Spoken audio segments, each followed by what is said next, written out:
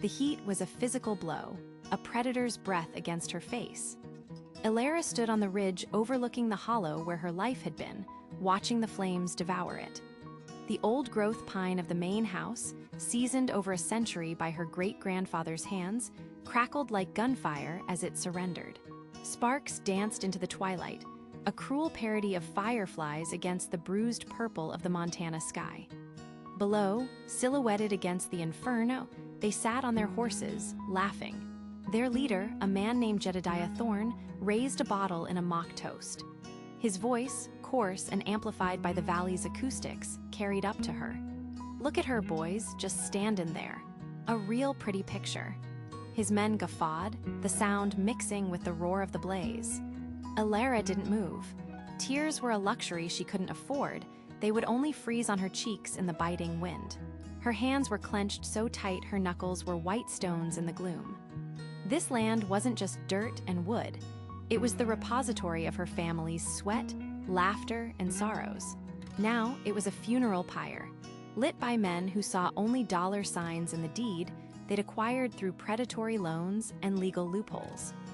Jed spurred his horse and trotted partway up the slope, stopping a respectful distance from her, as if she were a cornered animal he didn't want to spook just yet. He held up a sheaf of papers. "This is progress, sweetheart. Can't stop progress." He grinned, his teeth a flash of white in the firelight. "You should have sold when you had the chance. Now you get to watch the show for free." He and his men had spent the afternoon clearing out the last of her belongings, piling them in the center of the house before setting it alight.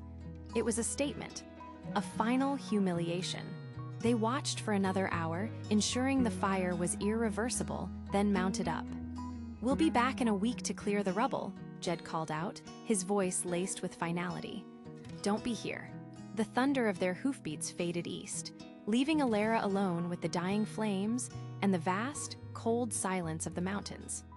The acrid smoke clawed at her throat long after the last flame died.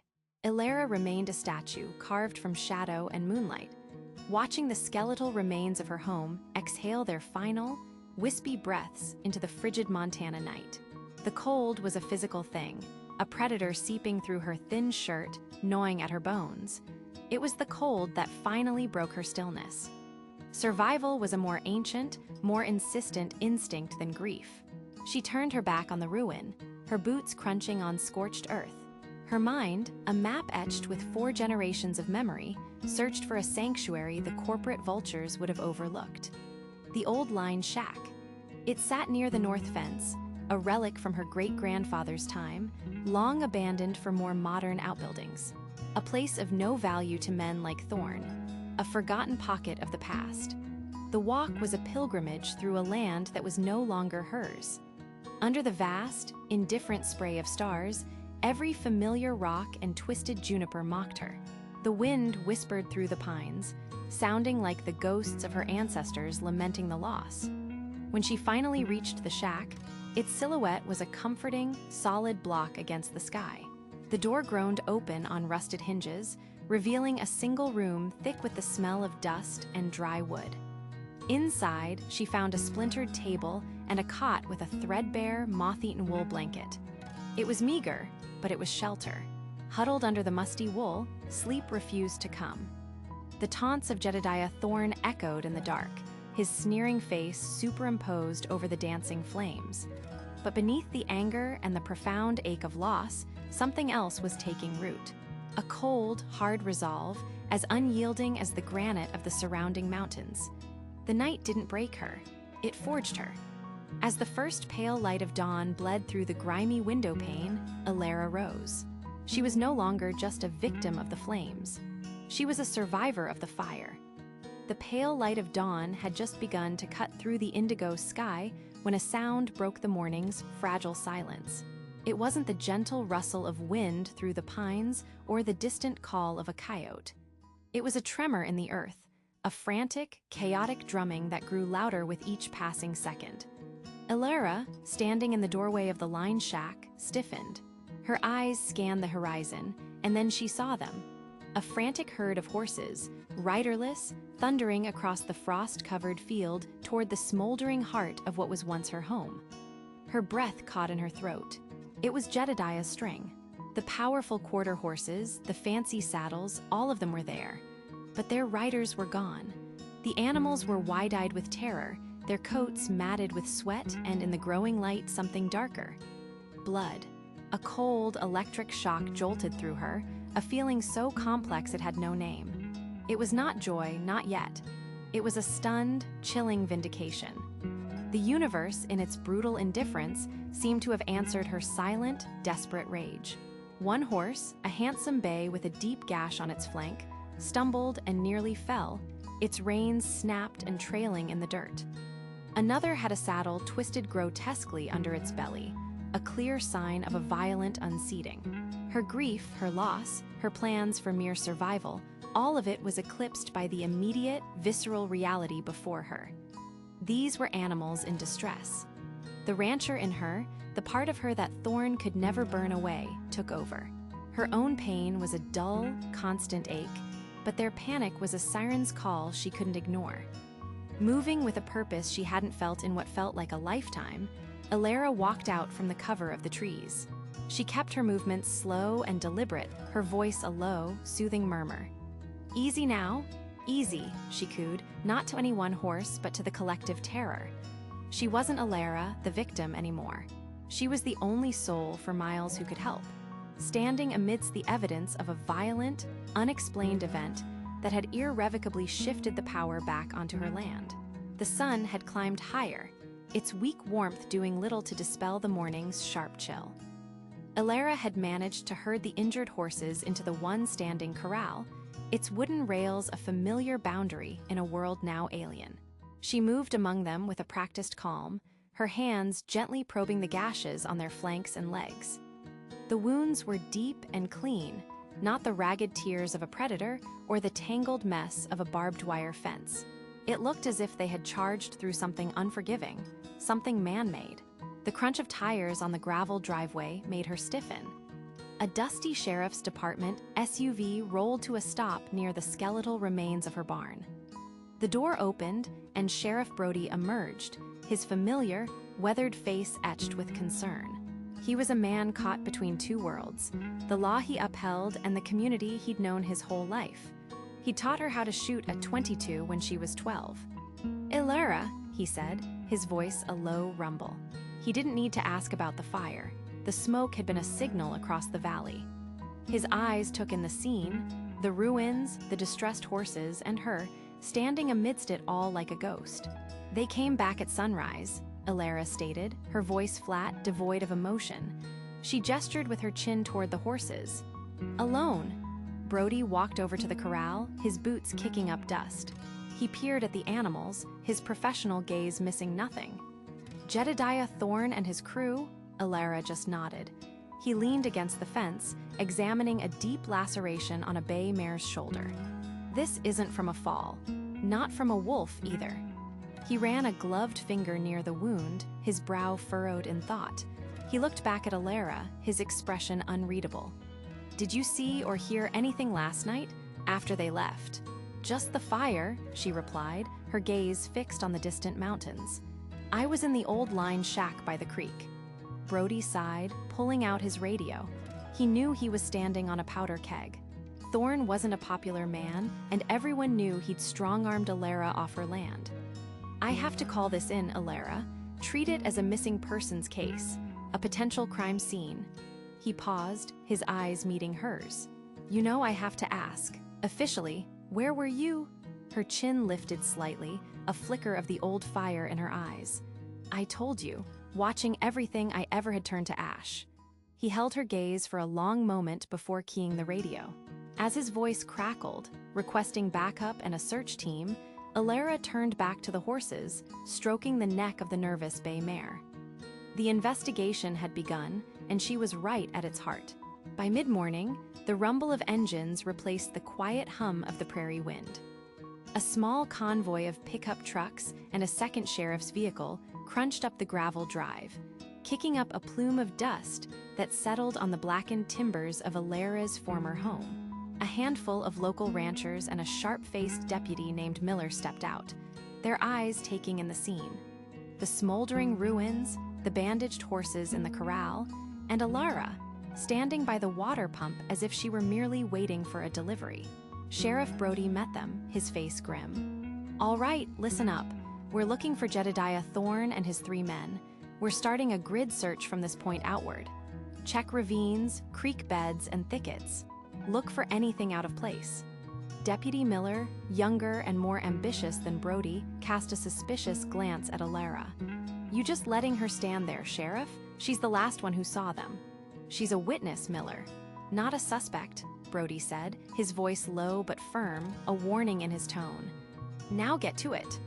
The men fanned out, their movements methodical but tinged with a nervous energy.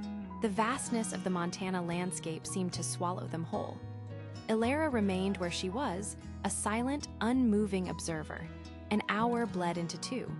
The sun climbed higher, beating down on the searchers. Then, a shout echoed from a rocky coulee a half-mile east. Brody and Miller hurried to the spot. A volunteer, a rancher named Hank, stood pointing at a dense patch of buffalo berry bushes. Snagged on a thorny branch was a piece of dark, expensive-looking fabric, a torn swatch from a tweed jacket, stained with a dark, crusty smear. Jedediah's jacket. Brody knelt, examining the ground. It was a mess of scuffed earth and overlapping prints, suggesting a struggle, but nothing was clear. It was as if something had been dragged through the brush, but the tracks were too chaotic to decipher. There were no clear boot prints leading away, no signs of a horse falling. Miller stared back toward the ranch. No way a horse throws a man this hard into a bush and leaves no sign. This wasn't an accident, Brody. His gaze was fixed on Alara's distant silhouette. The other men fell silent, their eyes following his, the same unspoken accusation hanging heavy in the hot, dry air. The drive to Prairie Creek was a silent, charged affair.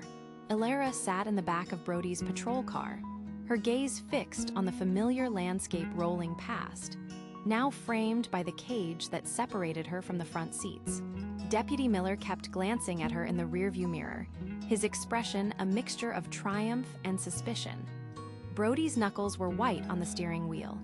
The sheriff's office was small, smelling of old paper and stale coffee. They led her to an interrogation room with pale green walls and a single metal table. Brody sat opposite her, his face etched with weariness. Miller stood, leaning against the wall, arms crossed. "Alara, we need to go over this again," Brody began, his voice gentle but firm. He placed a clear evidence bag on the table. Inside was the frayed piece of Thorne's jacket. "We found this near the coulee. It's Thorne's, and that's his blood on it." Alara looked at the bag, her expression unreadable. "I see. You see," Miller scoffed, pushing off the wall. "That's all you have to say? The man who ruined you vanishes, and a piece of his bloody coat turns up on your land, and all you can say is, 'I see.'" "It is my land," Alara said, her voice quiet but carrying an undeniable weight. She met Miller's glare without flinching. "Jedediah Thorne was trespassing when he burned my home. He was trespassing when he disappeared." Brody held up a hand to silence Miller. "We're not debating property lines, Alara. We're investigating the disappearance of 3 men. Did you see them after they left your house?" "No," she answered simply. "I saw them ride into the darkness. Then I saw their horses at sunrise." Miller leaned forward, planting his hands on the table. "So what happened in between? Did you follow them? Did you wait for them in that ravine?" A woman scorned. "I spent the night in the old line shack," Alara stated, her composure uncracked. "It was cold. The fire kept me awake." She looked from Miller to Brody, a flicker of the previous night's desolation in her eyes. "I didn't have the energy to scorn anyone. I was just trying to survive until morning." Her answer was so devoid of drama, so grounded in raw, miserable truth, that it sucked the air from Miller's accusation. Brody sighed, rubbing his temples. They had nothing but circumstance and a woman who refused to act guilty. Without a body, without a weapon, without a confession, all they had was the unsettling silence of the prairie and Alara's unwavering calm. 3 days later, the spring thaw did what the search party could not. A melt-swollen creek at the bottom of Blackwood Ravine washed away a layer of mud and debris, revealing a grim tableau. It was a ranch hand from a neighboring property who found them. Thorne and his men lay broken among the rocks, their bodies telling a clear story of a violent fall from a great height. Sheriff Brody drove out to the line shack himself. The air was still cold, but the oppressive weight of suspicion had lifted. He found Alara mending a fence line, her movements steady and deliberate, as if she were stitching the land back together. "We found them," Brody said, his voice flat, stripped of official jargon. "The coroner's report is clear. They rode their horses too hard in the dark along the ravine edge. Something spooked the animals, could have been a mountain lion, tracks were everywhere. They were thrown, died from the fall and the exposure." Alara stopped her work, leaning against a fence post. She looked past Brody, her gaze fixed on the vast expanse of her land, now quiet and waiting. She didn't offer condolences or relief, only a profound silence that seemed to absorb the sheriff's words. "The investigation is closed, Alara," Brody continued, a hint of weariness in his tone. "Miller's not happy, but he's got nothing. Thorne's corporation has already pulled out. The project is dead." He waited for a reaction, but none came. She finally turned her eyes to him, and for the first time, he saw not grief or anger, but a deep, settled peace. "The land holds its own accounts, Sheriff," she said softly. "Always has." With nothing more to say, Brody left her there. As weeks turned into months, a new foundation was laid where the old house had stood, smaller, stronger. The story became a local legend, whispered in the feed store and over beers at the town tavern. They spoke of the woman whose land had taken its own revenge, of the arrogant men who thought they could own the wild heart of Montana and were swallowed by it instead. Alara never spoke of it again. She didn't have to. She and the land were one, their story etched into the landscape, a silent, enduring testament to a justice older than law.